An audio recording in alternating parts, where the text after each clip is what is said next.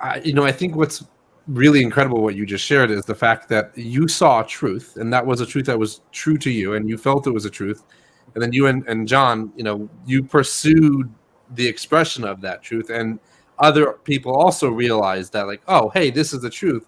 So it's not so much about changing people who are necessarily doing the wrong thing. It's more about doing what you need to do, doing it, well, as we say, exceptionally, and then you become irresistible, where it just attracts everybody to you. Because I know that when I read the book, that was my conundrum, because at the time I had just started getting into coaching, and I wanted to do it in a certain way where I wasn't pursuing vast amounts of wealth. Like, I wanted to impact people, but all the coaches that I was seeing were these people who it's all about the money, and it just didn't feel right. And I had a coach who he wanted me to put money on a credit card and to declare bankruptcy just to afford his service. Like, it was completely against everything I believe.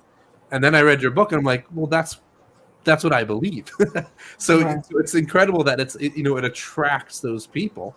But again, that just to highlight that fact that if there's a truth that you as an individual know, you know, pursue that truth, and people will come around to it. But I think this is also the book it's and the principles are just as applicable to daily life.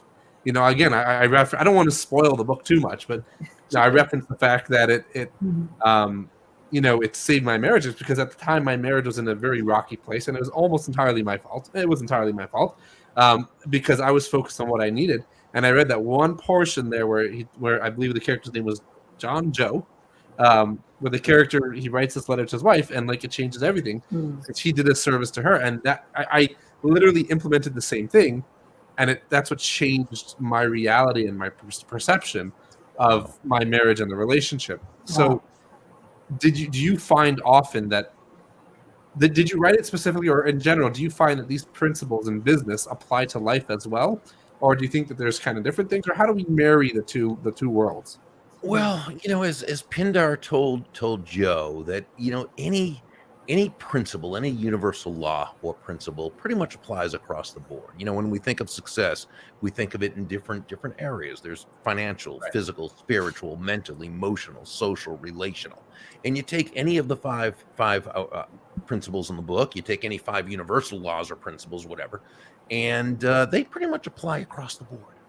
Right. And in that part of the book that you're referring to with Joe and Susan, and John really had the idea of making sure that that even though it's a business book and it was a business publisher, a portfolio, which is Penguin Random House, and so that's a portfolio is a business imprint. It's a business book, but Right. it was also showing that it's also for personal life, that it's not just business, and that the principles apply across the board. So that particular conversation with Joe and Pindar, before the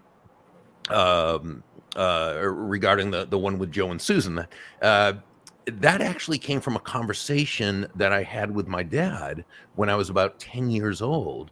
That where a lot of my friends' parents were getting divorced, and my Hmm. folks were known for having such a wonderful marriage.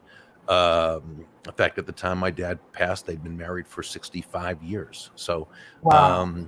Wow. yeah, and a wonderful, beautiful marriage.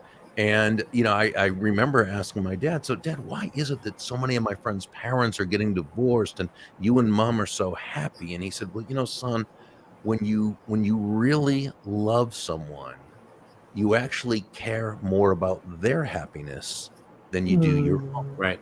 Now, if you notice, Goosebumps. at that point in the story, though, Joe asked a question, which I didn't ask my dad because I knew what my dad meant, but because of today's politically correct world, I knew that readers would kind of have that question. Maybe some readers wouldn't, so we had Joe ask Pindar, "But wouldn't you say that's codependent?" Right? Hmm. Which Pindar said, "Well, you know what I would call it?" And Joe said, "Happy." And Pindar said, "Yes." But we wanted to make the point that, obviously when you care about someone else's happiness more than your own, you're not being self-sacrificial. We're not Right. talking about a relationship that is codependent. We're not talking about an abusive relationship. We're not talking about one where one's a taker and one's a giver. No, we're not talking about that at all. We're talking about when two people genuinely care about one another, that they're actually, when they're focused more on the other person's happiness than they are on their own, then it's not, as Pindar said, it's not 50-50, it's simply 100. And when you Yes. have two people or more people in a business network, when you have more people giving 100 to everybody else, right? Well, what are you Mm. getting back? So yeah, that actually came from a conversation. Many of the Wow. incidents in the book came from either John's or my, personalized, that we just put into Sure. story form. Right.